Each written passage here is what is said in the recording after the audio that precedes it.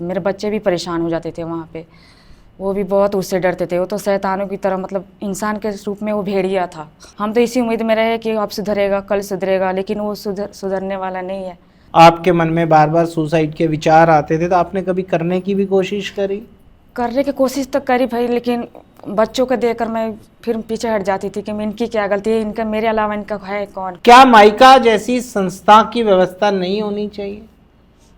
जिस समस्या को हम हर घर में और दूसरे घर में देख रहे हैं, उस समस्या के लिए विचार क्यों नहीं हो रहा है? ये एक बहुत बड़ा क्वेश्चन मार्क है। हमारे सामने भी 100-200 केस सोल्व हुए हैं। आई और चली गई। हाँ, चली गई। मतलब ये जो बहन बता रही है कि मेरे बच्चों को सुविधाएं मिल रही हैं या मुझे सुविधाएं मिल रही हैं, इन सुविधाओं से कोई महिला नहीं रुकती है। घर घर होता है, वह अपने घर जाना चाहती है, बसना चाहती है। हेलो माइका, वही माँ का घर। आज हमारे साथ बहन बैठी हैं। कितना समय हो गया आपको आए हुए? हमें 6 महीना हो गया। आपके साथ बच्चा भी है? हाँ जी, 2 लड़की है मेरी। 2 लड़कियां। आज इनके हम विचार सुनेंगे। आने से पहले आपके मन में क्या विचार आते थे? आने से पहले तो मेरे मन में ये आता था कि मैं अपनी सुसाइड कर लूँ, अपने बच्चों की भी मार दूँ और खुद भी मर जाऊँ मैं। लेकिन मैं अपने बच्चों को सोचती थी कि मेरे बच्चों की क्या गलती है उसमें।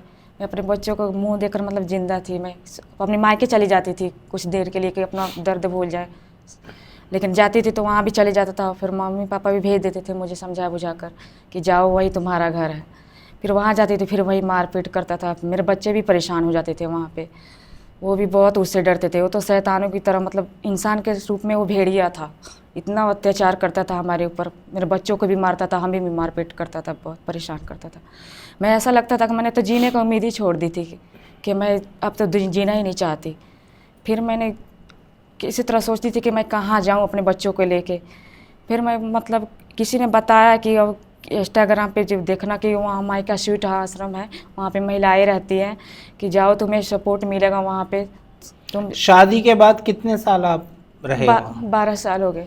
12 साल जैसे आप रहे, तो आपने सोचा कि कोई ऐसी व्यवस्था होनी चाहिए, संस्था होनी चाहिए? नहीं, मेरे इस चीज़ के बारे में मुझे पता नहीं था। मैं अपने मायके चली जाती थी, ज़्यादा परेशान होती थी तो वहाँ पर चली जाती थी। वहाँ पर तो फिर मम्मी पापा भी रखते थे 1-2 महीने, फिर वो समझा बुझा कर फिर भेज देते थे। हम तो इसी उम्मीद में रहे कि अब सुधरेगा, कल सुधरेगा, लेकिन वो सुधरने वाला नहीं है।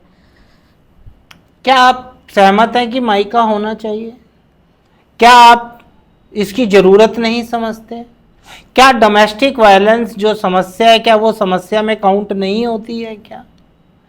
क्या सरकार को और एनजीओ को और ये इतने हमारे जो बड़े बड़े मंदिर व्यवस्थाएं हैं, ये सब बहुत अच्छी हैं और ज़रूरी हैं। क्या माइका जैसी संस्था की व्यवस्था नहीं होनी चाहिए? जिस समस्या को हम हर घर में और दूसरे घर में देख रहे हैं, उस समस्या के लिए विचार क्यों नहीं हो रहा है? ये एक बहुत बड़ा क्वेश्चन मार्क है।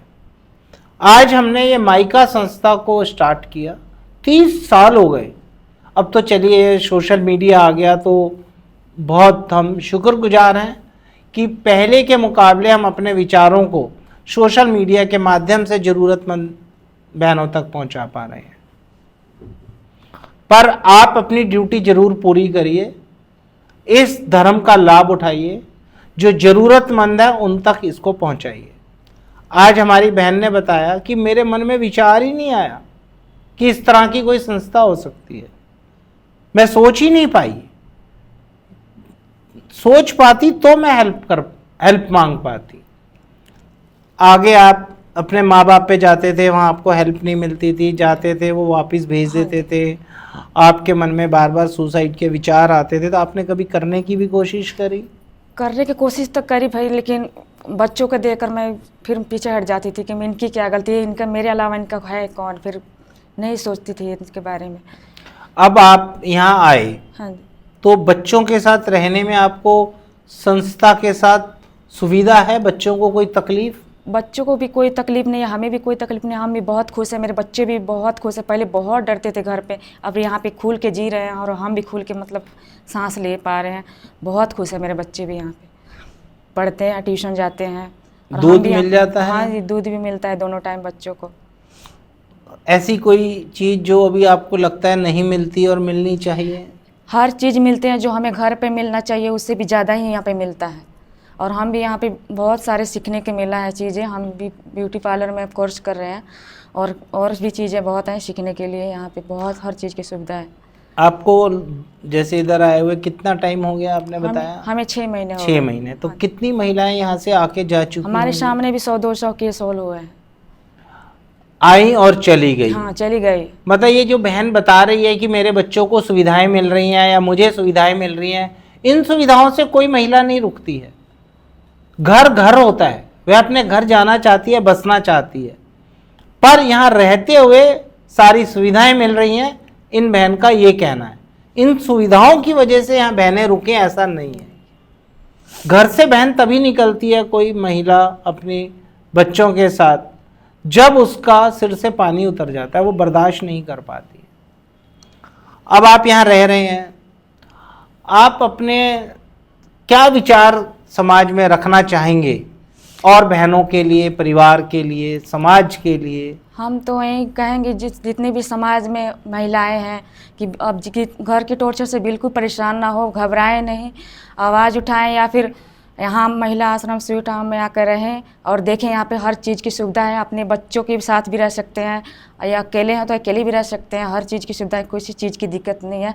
हमें 6 महीने हो यहाँ रहते हुए, बहुत खुश हैं हम और मेरे बच्चे भी बहुत खुश हैं। हर चीज़ की सुविधा है यहाँ पे। आप कोई समाज की जिम्मेदारी बताना चाहेंगे? समाज भी था, समाज जो शब्द होता है अड़ोस पड़ोस, उसके बारे में कुछ बताना चाहेंगे? हम तो यही बोलना चाहेंगे कि जो अगर कोई लेडीज़ परेशान है तो उसको सपोर्ट करे, ना तो उसके परेशान करे और हर चीज़ से उसको दिलासा दे। अब आपके पति ने कांटेक्ट किया आपसे यहाँ आने के बाद? करते हैं कभी कभी, लेकिन मैंने ब्लॉक कर दिया। मेरा मन नहीं करता उनसे बात करने की कि ड्रिंक कर करके गालियाँ देते हैं कि कहाँ पता नहीं कहाँ है, क्या कर रही है, तो हम बात नहीं करते उनसे। ये कवर क्यों कर रखा है आपने? अभी भी उसकी इज्जत के लिए कवर किया हुआ है? क्यों इतनी इज्जत के लिए उसके हैं? जब वो सवाल करता है आपसे, आप कहाँ हैं, आप गलत कर रही हो, आप गलत जगह हो, तो ये जो फेस कवर है ये उतार के उसको एक क्यों नहीं मैसेज देती कि आप एक महिला आश्रम में रह रही हैं? कोई जवाब नहीं है, ना ही होगा। जब तक हमारी महिलाएं बहनें ये समाज और समाज के डर से ऊपर नहीं आएंगी, तब तक इन सब के साथ यही होता रहेगा। रेप और बलात्कार एक टाइम होता है और इस तरह की जो ये डोमेस्टिक वायलेंस हैं, डेली इनको बर्दाश्त करना पड़ता है। ये भी रेप से क्या कम है?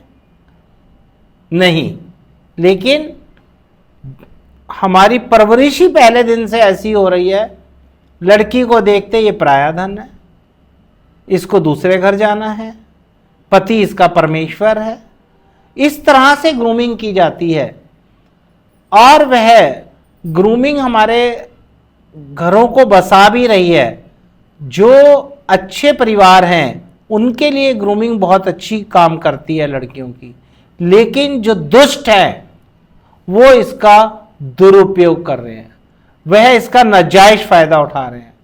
अब जो ये समय है बदल रहा है, अब नहीं सहेंगे, इस समय को बदल के रहेंगे।